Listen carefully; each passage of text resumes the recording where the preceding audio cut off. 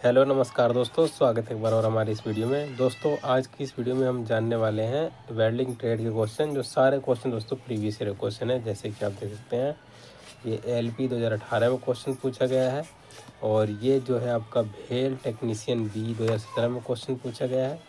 तो ये सारे क्वेश्चन जो हम करेंगे सारे प्रीवियस ईयर क्वेश्चन हम करने वाले हैं। ठीक दोस्तों, तो चलिए इस वीडियो को स्टार्ट कर लेते हैं। वीडियो आपको पसंद आए तो एक लाइक कीजिएगा, चैनल को सब्सक्राइब नहीं किया आपने सब्सक्राइब करके बेल आइकन प्रेस कर दें ताकि आने वाली वीडियो की नोटिफिकेशन आपको टाइम पर मिलते रहे। दोस्तों पहला क्वेश्चन जो है आपके सामने है, इस प्रकार से है। देखिए, धातु जोड़ बनाने की मुख्यतः कितनी विधियां होती है। तो धातु जोड़ लगाने की कितनी विधियां होती हैं, कम से कम तो विधियां आपकी कितनी होती है दोस्तों, 3 विधियां होती है। ठीक है, कितनी विधियां होती हैं, 3 विधियां होती हैं। क्या क्या नाम होते हैं उनके उनके नाम होते हैं अस्थाई, अस्थाई जोड़, अस्थाई जोड़ और स्थाई जोड़। अस्थाई जोड़ क्या होता है, जोड़ों को सुविधापूर्वक खोला हुआ बनाया जा सकता है। अस्थाई जोड़ में ऐसे स्थानों पर प्रयोग किया जाता है जहां पर अवयव को खोलने की संभावना बहुत कम रहती है। और स्थायी जोड़ क्या होता है, स्थायी रूप से जोड़ लगाने के लिए किया जाता है, उन्हें पूरा खोलना आसान नहीं होता, उन्हें क्या बोलते हैं, स्थायी जोड़ कहते हैं। ठीक है, अस्थायी जोड़ नहीं है। तो अस्थायी जोड़ क्या नहीं है, सिम वेल्डिंग आपका अस्थायी जोड़ नहीं है। ठीक है, तो इसके बारे में आपको पढ़ना है तो पढ़ सकते हैं आप। सिम वेल्डिंग के बारे में डिटेल में है ये। ठीक है, मैं आपको एक बार फिर भी बता देता हूँ। सिम जोड़ अस्थायी जोड़ नहीं है, सिम जोड़ एक अस्थायी जोड़ है। सिम जोड़ के द्वारा धातु की बारीक पतली सीटों एवं चादरों द्वारा बनी धातुओं को जोड़ा जाता है। धातु की बारीक एवं पतली सीटों और चादरों के किनारों को मोड़कर जोड़ बनाने के लिए प्रक्रिया सिम वेल्डिंग कराती है। यह जोड़ सिम जोड़ कहलाता है। नट बोल्ट स्टड और स्क्रू एक स्थायी जोड़ के अंदर आती है। ठीक है, निम्न में से अस्थायी जोड़ क्या है, अस्थायी जोड़ का प्रकार कौन सा है, निम्न में से तो कौन सा प्रकार है, ये सभी रिवेट जोड़, सिम जोड़ और शोल्डर जोड़, ये सारे जो है क्या है, अस्थायी अस्थायी जोड़ कहलाते हैं आपके। ठीक है, चलिए अगला क्वेश्चन देखते हैं। अगला क्वेश्चन है आपका, अस्थायी जोड़ों का प्रयोग किया जाता है। तो अस्थायी जोड़ों का प्रयोग जो है किस लिए किया जाता है, तो जहाँ अवयव को खोलने की संभावना बहुत कम होती है वहाँ पे जो है अस्थायी जोड़ों को की व्यवस्था की जाती है। ठीक है, अगला क्वेश्चन आपका, रिवेटिंग जोड़ का प्रकार कौन सा है। तो रिवेटिंग जोड़ क्या होता है आपका, रिवेटिंग जोड़ होता है आपका दोस्तों जो नट और बोल्ट के द्वारा हम यूज़ करते हैं उन्हें रिवेटिंग जोड़ कहते हैं। ठीक है, तो यहाँ देखिए रिवेटिंग जोड़ का प्रकार लैप जोड़ तथा बट जोड़ कहलाता है। ठीक है, लैप जोड़ द्वारा जोड़े जाने वाले चादरों के सिरों को एक तरफ से रखकर रिवेटिंग किया जाता है। बट जोड़ रिवेटिंग के लिए अलग से प्लेट स्थायी लगाई जाती है, अलग से प्लेट लगाई जाती है जिसके जोड़े जाने वाली चादरों की आपस में मिलाकर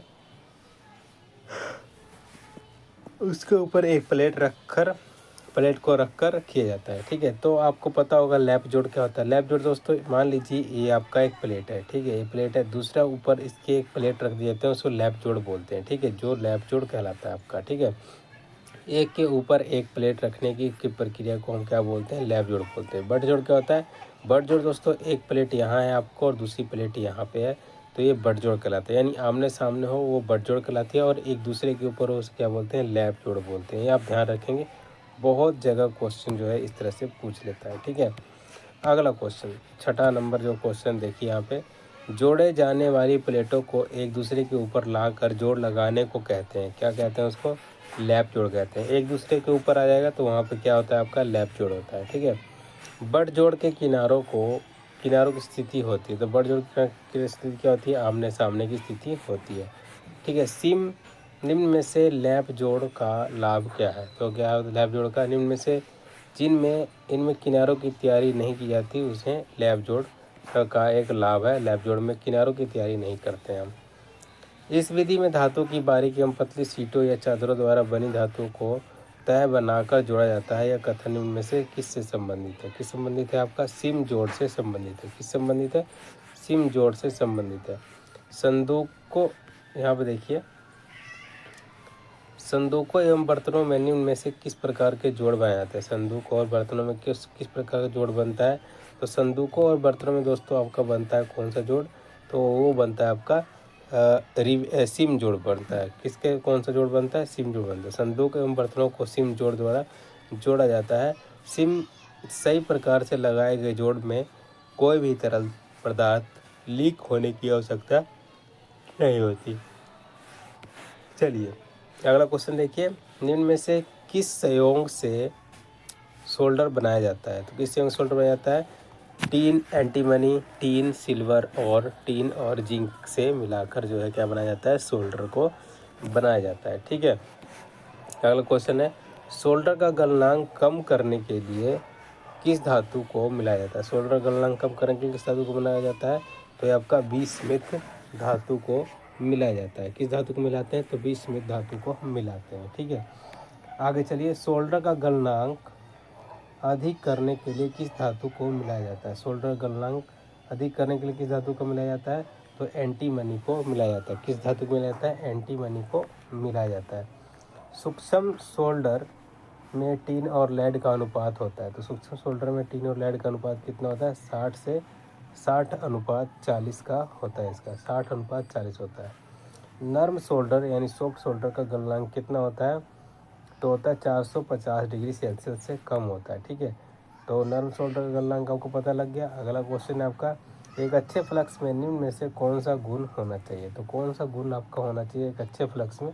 तो दोस्तों इसका आंसर आपका हो जाएगा सी वाला। एक अच्छे फ्लक्स में एक गुण होना चाहिए, इसकी जो बेस मेटल और सोल्डर की मेटल में रासायनिक क्रिया नहीं होनी चाहिए। क्या नहीं होनी चाहिए? रासायनिक क्रिया उसमें नहीं होनी चाहिए। सोल्डर फ्लक्स निम्न में से क्या कार्य करता है? तो सोल्डर फ्लक्स निम्न में से क्या कार्य करता है?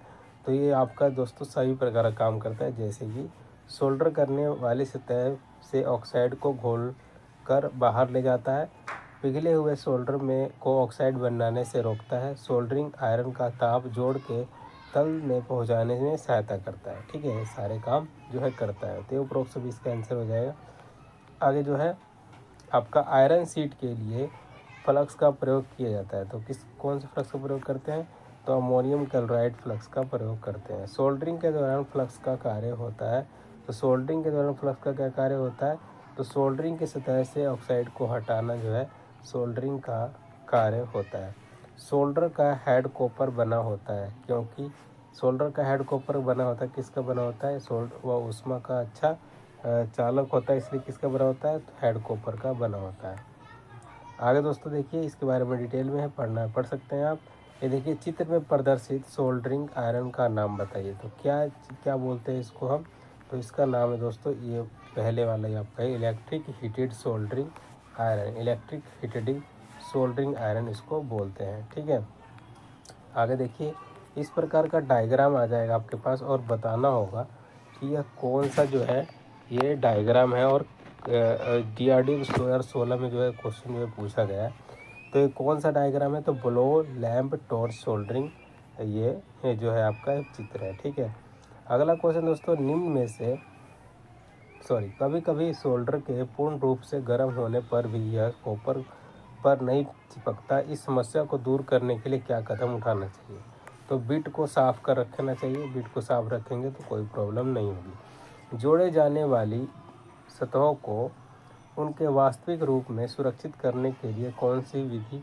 तो कौन सी विधि है? सोल्डरिंग और ब्रेजिंग जो है, ये दोनों विधियाँ काम आती है। इनमें से किसके जोड़ सबसे अधिक कमज़ोर होते हैं? तो किसके जोड़ सबसे अधिक कमज़ोर होते हैं? तो आपका सबसे अधिक जो जोड़ है कौन सा होता है? Soldering, brazing, welding. तो कौन सा जोड़ कमज़ोर होता है?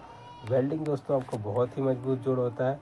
तो इसका आ जाएगा सोल्डरिंग जो है सबसे अधिक कमज़ोर जोड़ होता है। यह हल्के जोड़ बनाने के लिए सर्वोत्तम है। दो या दो से अधिक धातुओं को पार्टों को सोल्डर के माध्यम से जोड़ने की प्रक्रिया सोल्डरिंग कहलाती है, जिसमें टीन लेड धातु की मिश्रित करके सोल्डर बनाया जाता है। इसका प्रयोग सिम जोड़ के को लीक प्रूफ बनाने के लिए किया जाता है। ठीक है, अगला क्वेश्चन है, ब्रेजिंग के लिए प्रयुक्त फ्लक्स है। तो ब्रेजिंग के लिए प्रयुक्त फ्लक्स कौन सा है? तो बोरेक्स। आपका कौन सा फ्लक्स हो जाएगा? बोरेक्स। ब्रेजिंग करने के लिए प्रयोग होने वाली फिलर धातु का एक अन्य नाम बताइए। तो उसका नाम क्या है? स्पेल्टर। क्या नाम है उसका? स्पेल्टर। ठीक है, ब्रेजिंग के प्रकार हैं। ब्रेजिंग कितने प्रकार हैं? तो ये ब्लो पाइप ब्रेजिंग, भट्ठी ब्रेजिंग, टॉर्च ब्रेजिंग, ये सभी जो है इसके प्रकार हैं। ठीक है, और भी कईयों के नाम है, तो मैं आपको कुछ नाम बता दूं ब्लो पाइप ब्रेजिंग के। ठीक है, ध्यान सुनिएगा। ब्लो पाइप ब्रेजिंग, भट्ठी ब्रेजिंग, टॉर्च ब्रेजिंग, निर्वात brazing, induction brazing, deep brazing, silver brazing. तो ये सारे क्या काम है, ये सब ब्रेजिंग के कार्य हैं। ठीक है, सोने के गहनों की ब्रेजिंग के लिए प्रयुक्त विधि है। तो सोने के गहनों की ब्रेजिंग के लिए प्रयुक्त विधि कौन सी है, ब्लो पाइप ब्रेजिंग। कौन सी विधि है, ब्लो पाइप ब्रेजिंग।